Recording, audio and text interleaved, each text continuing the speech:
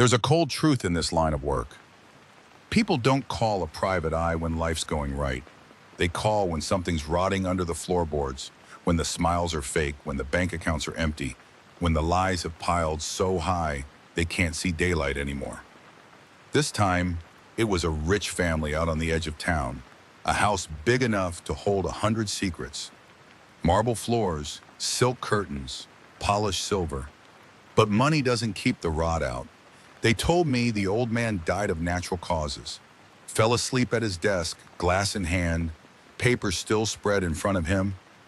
But when you've been around as many bodies as I have, you start to know nothing about death is ever natural. They wanted me to poke around, make sure the paperwork lined up, fight any doubts before the lawyers got involved. But the minute I walked through that door, I knew. There was more here than they wanted me to see. And before the night was over, I'd know exactly how deep the rot ran.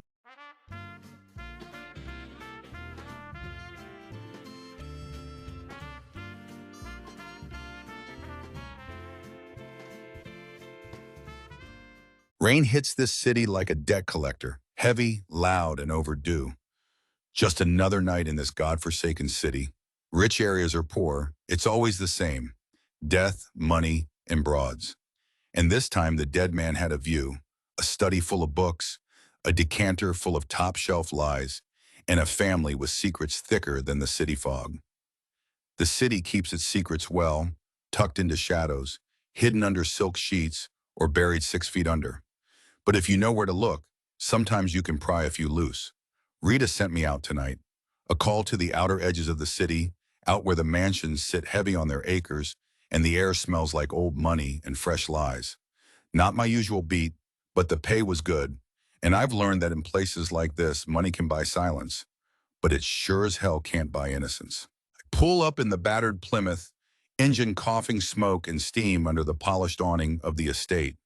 A tall man, stretched thin like someone had pulled him too hard from both ends, steps forward and opens the door. "Welcome me, Mr. Mercer," he says, voice slow, a little too smooth. "I'm Mr. Sloan, the keeper of the manor."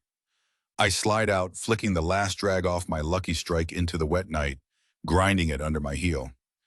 "Mr. Appleby Jr. is expecting you," Sloan says, drawing out every word like they cost him extra breath. "Please wait in the lobby. I shall take you through shortly." Inside, the place was just what you'd expect.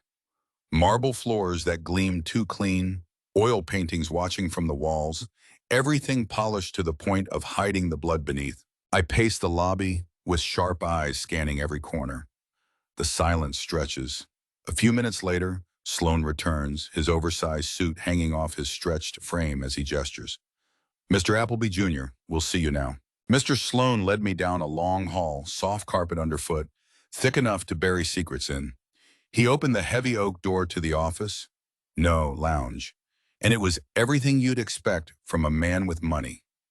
Dark wood paneling, walls lined with leather-bound books, glass decanters catching the dim light, the faint smell of old smoke and older deals. Mr. Appleby Jr. sat behind a wide mahogany desk polished to a shine. He gestured for me to sit without standing, lifting the lid of the cigar box near his elbow. "Cigar, Mr. Mercer?" I offered a small grin. Who was I to turn down a high-end cigar? "Don't mind if I do," I said, taking one and rolling it between my fingers before lighting up. The room filled with the rich smell of exotic tobaccos, spice, leather, a hit of pepper. A guy could get used to this. "So, Mr. Mercer, did your receptionist explain why you're here?" I gave a slow shrug. No need to hand him everything up front. "A little, but why don't you tell me again?" "My father, Mr. Appleby Sr., was found dead in his study yesterday. The officers called it natural causes. No signs of foul play, no need to investigate further, they said. But my mother, Mrs. Appleby, she's not convinced. She wants someone to look into it. I don't know why. To me, it seems like a waste of time, but here we are." "No wounds on the body? Nothing suspicious?" "No, he was found slumped over his desk. No blood, no signs of a struggle. Just gone." "And enemies? Any reason someone would want your father dead?" He sighed. "My father was a successful businessman." Not a great father, mind you, but he knew how to build an empire. You don't get to the top without making a few enemies, I suppose. Though, there's something you should know. My father lost his ability to speak several years ago. An accident. He fell down the stairs, hit his head hard. Since then, nothing. Couldn't muster a word. So if he was worried about anything, if there was something on his mind, he couldn't tell anyone. Tapping the ash of my cigar, I suppose him falling down the stairs was an accident as well? Mr. Appleby Jr. shifted in his chair. Are you asking if someone pushed him, Mr. Mercer? I hadn't considered that. He was just found at the bottom of the staircase. Some blood from the back of his head, broken arm. The doctor said he was lucky to survive at all. Lucky, sure, lucky enough to keep living, but not lucky enough to keep talking. And now here I am, hired to look into his death because someone in this house thinks lightning struck twice. All right, first things first. I want to see the study where he was found. Then I'll need to meet everyone who lives here, family, staff, anyone with access to Mr. Appleby Sr. Of course, I'll have Mr. Sloan take you through. You'll want to speak with my mother, the nurse, Mr. Sloan, and, of course, myself and my sister. A house this size, this clean, hides its sins well. But the thing about secrets is they don't stay hidden for long when you start poking in the right places. I watched Appleby Jr. across the desk, sharp suit, clean nails, no rough edges. A man born into money, not a man who fought for it. His eyes flicked to the decanter on the sideboard more than once during our talk, but he never got up to pour a drink. Nerves or just used to someone else handling the bottle for him? I let the silence hang a beat too long, watching how he shifted in it. People tell you plenty when you let them sit with their own thoughts. Finally, he cleared his throat, straightened up. Will you help us, Mr. Mercer? I ground out the last of the cigar, gave him a slow nod. I'll look into it. I'd like to start with the study, where they found the body. Then I'll want to meet everyone who was here, family or otherwise. Money, mystery, and a family full of silk gloves and hidden knives. This wasn't just a case. This was a storm dressed like a dinner party. First, I wanted to see the office where the body was found. Mr. Sloan led me down a long, polished corridor, the kind where your footsteps echo too loud, and the air feels thick with old money and old ghosts. We stopped at a heavy wooden door near the end. Sloan, all stretched limbs and deliberate slowness, reached out and eased it open, his arm extending like a dark branch. Here we are, Mr. Mercer, he said, voice dragging like syrup. He raised that long arm slightly, inviting me in with the kind of theatrical flourish you'd expect from a stage butler. I can take it from here, Stretch. Sloan gave the faintest tip of his head, the corners of his mouth just twitching at the nickname. As you wish, Mr. Mercer, he said before turning to leave. Wait, Mr. Sloan. The butler stopped, pivoting back slightly. Yes, Mr. Mercer? Who found the body? Sloan blinked slowly as if the memory itself had to pull itself up from deep storage. It was the nurse, sir. Miss Claire. She was delivering Mr. Appleby's evening medications. And what time was that? He tilted his head slightly. Around 8:30, sir. I was in the East Wing at the time, assisting Mrs. Appleby. Frank gave a slow nod, eyes flicking over the man's composed expression, filing that detail away. A nurse finding the body, a wife in another wing, a son who wasn't sure why I was even here. Yeah, this place was going to be interesting. I stepped into the study, shoes sinking softly into the heavy rug, eyes sweeping the room. First thing that hit me, the desk. Immaculate. Not a single paper out of place, not a speck of dust on the surface. For a room where a man supposedly died less than 24 hours ago, it looked too clean, like someone had been through here with a fine-tooth comb, tidying up before I could get my hands on the scene. On the desk, just the essentials. A fine cigar box, a silver lighter, and a decanter half filled with what smelled like an expensive scotch. Deep, oaky, the kind of drink you savor, not slug back. I gave it a slow swirl under my nose. A man with taste, even if the taste didn't keep him breathing. My eyes drifted to the bookshelf. Just because a man couldn't speak didn't mean he couldn't write. Couldn't leave a note, a diary, a warning tucked where no one thought to look. I pulled a few books from the shelves, Gave them a shake. Nothing. Tried a few more. Still nothing. Not yet anyway. I went for the obvious spots next. Under the desk, the file cabinet, the drawers. In the middle drawer, my fingers brushed something odd, a false bottom. Hidden compartment. I pried it up, careful, slow, but it was already empty. Either it was an old stash, long forgotten, or someone else knew about it and got here before me. I opened the cigar box, thinking maybe I'd help myself to a celebratory smoke when this was all wrapped up. The box was down to the last row, but as I lifted one cigar, something caught my eye. A slip of paper tucked just beneath. Fine penmanship, dark ink, looked like a letter. I slipped it out slowly, holding it up to the light, heart beating just a little faster. Maybe the dead still had something to say.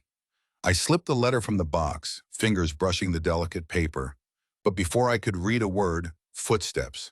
Heavy, quick, coming down the hall.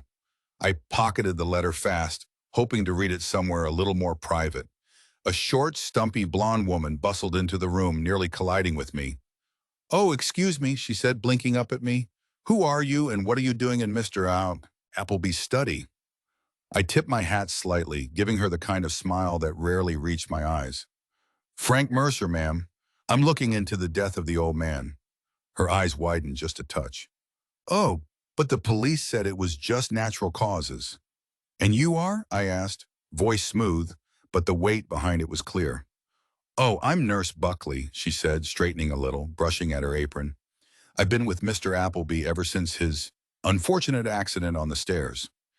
After that, I stayed on to help with his medications, make sure everything was in order."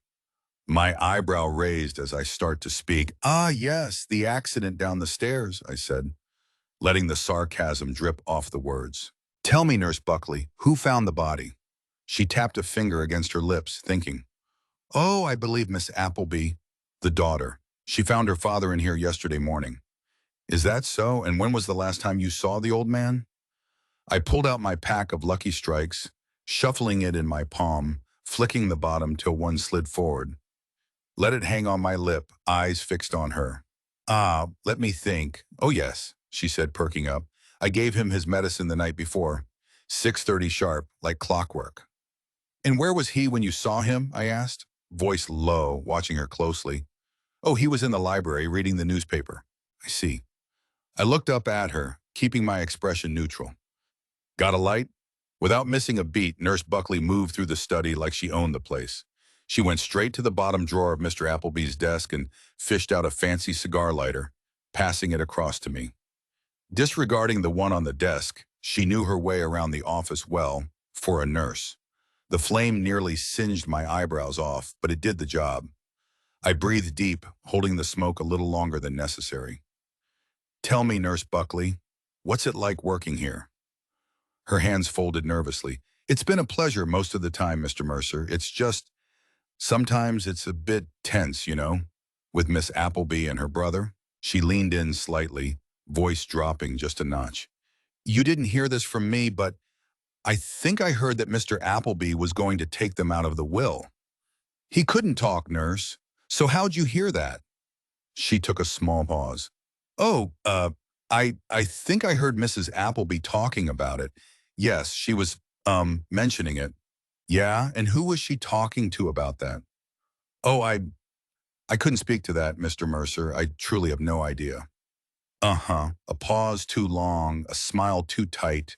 People never like to lie to my face, but they do it anyway. And when they do, I know there's more to dig up.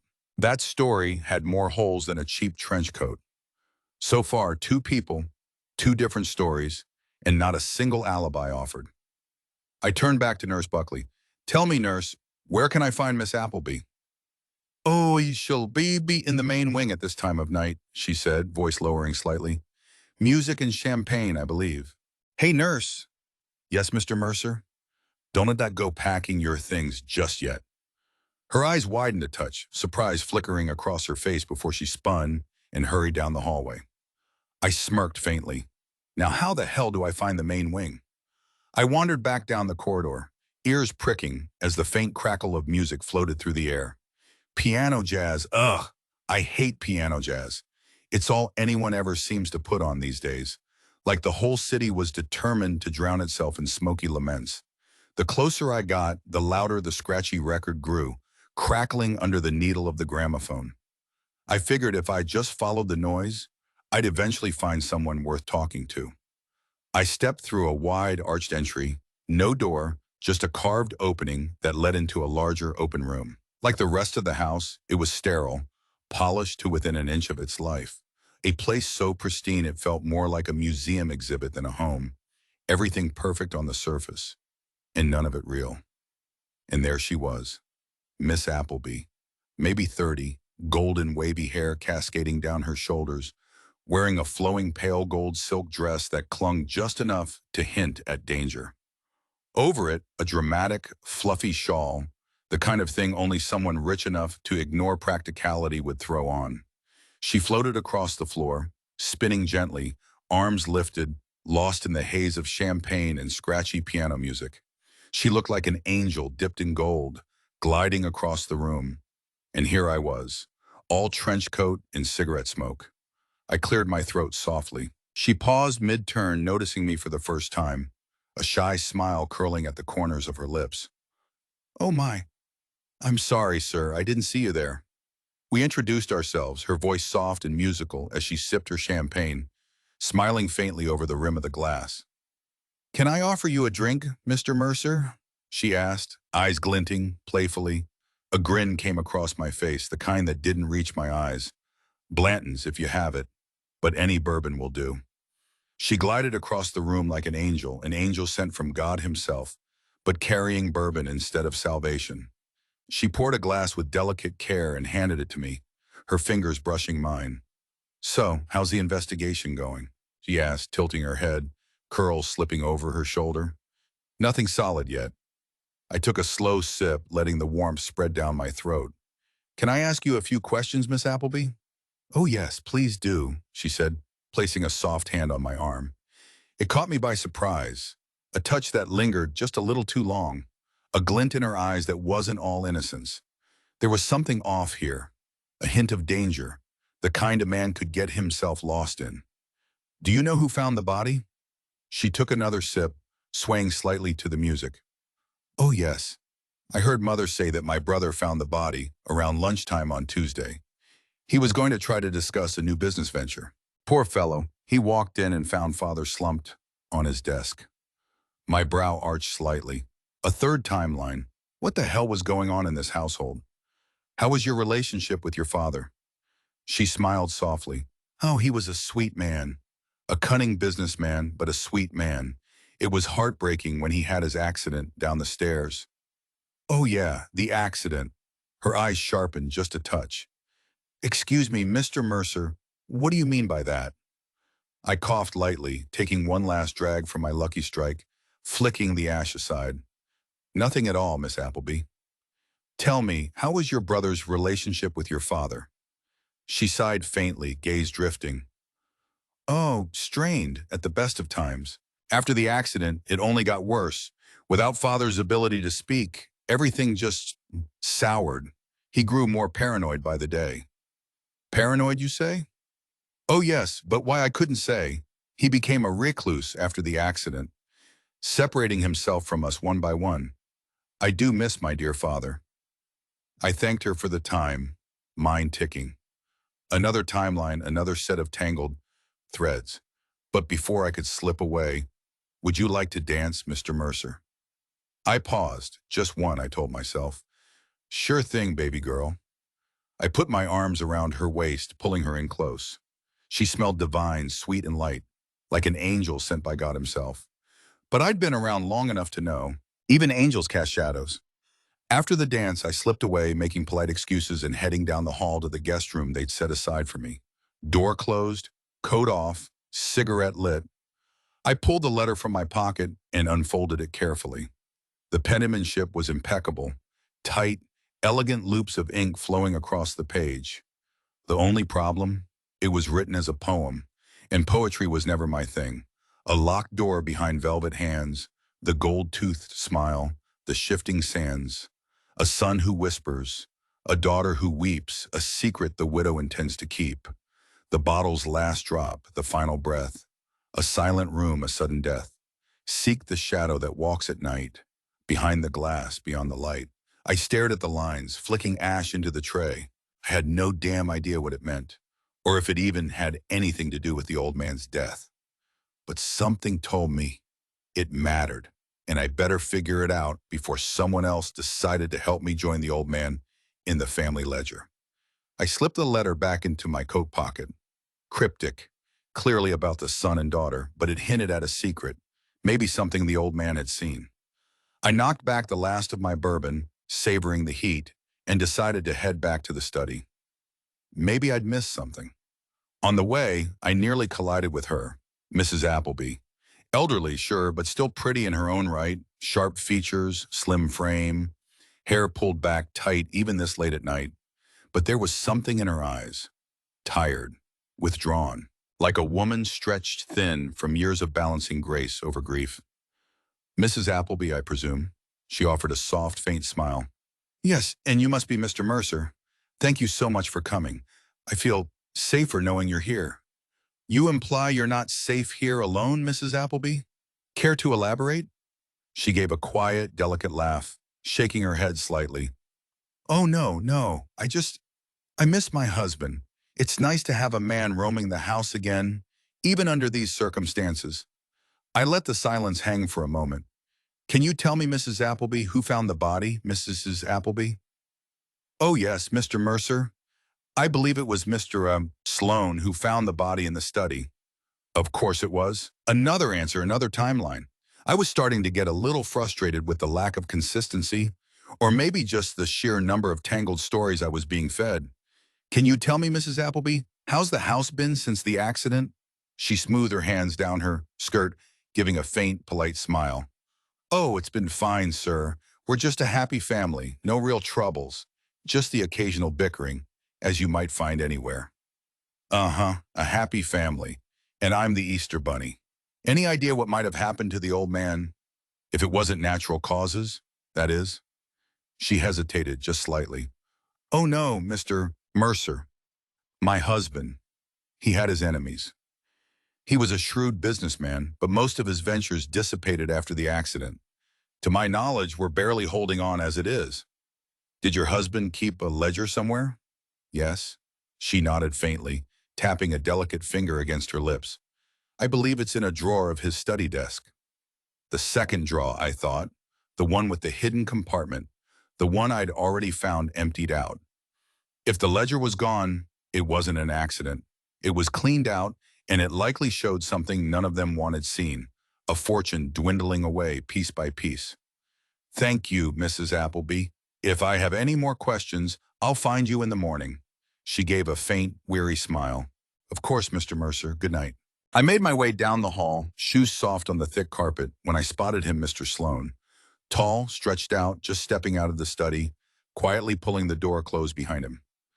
Mr. Mercer, I'm surprised you're still awake at this hour, he said with a drawn-out tone. Oh, I'm just a bit of a night owl, Mr. Sloan. Figured I'd check the study one last time while everyone's off to sleep. Sloan gave a measured nod. I see. Well, I have more rounds to do around the house, so if you'll excuse me. I paused for a moment. Mr. Sloan? Yes? Would there be something to drink in the office? Bourbon, perhaps? Sloan allowed himself a small smile. Yes, Mr. Mercer. Mr. Appleby kept a fine selection in the cupboard next to the bookshelf. I gave a slight nod as he drifted away down the hall. I turned, pushed the door open, and flicked the light switch. The study lit up softly, the warm glow washing over the books, the decanter, the polished desk. But something was off. Not by much, no overturned chairs, no smashed glass. But the air felt skewed, just a hair off balance. If this were my first time stepping into the room, I'd say it was perfect, immaculate, like the rest of the house. But I'd been here before, and now my mind buzzed on edge. Stay sharp, Frank. Mrs. Appleby said the ledger was in the second drawer. Let's check that first. I slid the drawer open, slow. It gave a faint creak, heavy and solid, like old bones shifting under too much weight. Empty. I reached carefully, fingers feeling along the bottom, then slipped under the false panel. And there it was, almost by magic. the ledger, pulled from hiding like a secret waiting just for me. I set the green ledger down on the desk, the leather cracked and worn, the corners softened by years of quiet hands. Moving to the cabinet Sloan had mentioned, I gave the door a tug. It creaked open like an old man's sigh. No Blantons. Figures. This house was lousy for bourbon, but there were a few other decent bottles tucked away. I didn't bother with the sniff test, just poured 3 fingers into a glass and set it next to the ledger. I flipped open the book, eyes narrowing. A lot of question marks. Black ink. 17 entries, each a neat 5,000 or withdrawal, all marked on the 3rd of the month, each circled in red with a sharp, irritated hand. Pages had been ripped out, no finesse, just torn free. I sipped my drink, rolling the warmth down my throat, and tried to make sense of it. Toward the back, things got stranger. 3 inks now, black, red, blue, each marking separate withdrawals layered like competing voices. At the bottom of the pages, coded lines, snippets of the poem, scrawled in the same 3 colors as the question marks. The bottle's last drop and the final breath, written in black. A silent room and a sudden death, written in blue. A secret the widow intends to keep, and behind the glass, beyond the light, written in red. And then, a shift. The handwriting changed, a sharper, urgent style. Seek the shadow that walks at night. The old man knew. He knew he was dying. He knew people were trying to kill him. He just didn't know who would get there first. I sat at the desk, fingers tapping lightly on the leather cover of the green ledger. Footsteps. I stayed alert, but relaxed, shoulders loose, eyes half-lidded as the sound drew closer. The door creaked open, and there she was, Miss Appleby.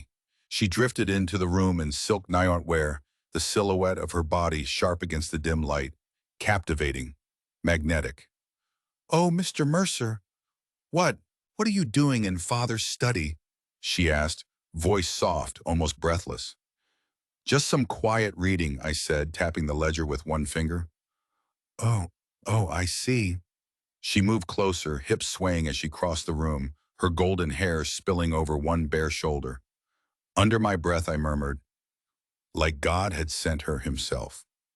"What was that, Mr. Mercer?" she asked, tilting her head with a teasing smile. I took a slow sip of bourbon, eyes glinting. "Nothing, baby girl." She reached down, fingers brushing my stubbled cheek, caressing lightly. "Do you really think someone tried to hurt my father?" she whispered. I looked up at her from the old man's leather chair, steady, certain. "Baby girl," I said softly, "I've never been sure of anything in my life." She gasped softly, but her hand never left my face. In the back of my mind, the ledger's notes were starting to click into place. "Would you like a nightcap, Miss Mercer?" Cough, cough, Miss Appleby. I felt a faint flush rise to my cheeks as I said it. She didn't blink, just smiled. Eyes locked on mine. Her golden hair bounced lightly as she nodded. "Sure." I stepped over to the cabinet, pulled out a glass, and poured from the decanter on the desk. Just for her. I had to know. One way or the other. She smiled, took a sip. "Okay, not her." I gave a small grin, shaking my head. "I think that glass was dusty. Let me pour something different."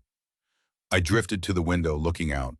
The stars stretched wide above the estate, clear and bright. A sky completely different from the city. Less smog, less grime. But still the same bad intentions. I stared through the window, watching the stars scatter across the countryside sky, my thoughts spinning tight. Slowly, I circled back around the room. Miss Appleby sat quietly by the fireplace, sipping from her glass, the soft golden shimmer of her silk gown catching the low light. She looked like an angel, but maybe an angel of death.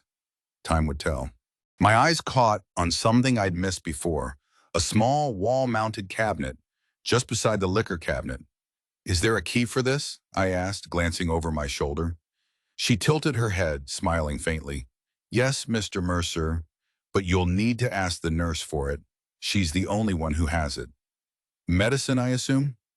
"Yes, Mr. Mercer," she murmured, voice soft, eyes glinting faintly as she sipped again from her glass. I took another slow sip of bourbon, eyes narrowing slightly. The nurse, the locked cabinet, the medicine no one else touched.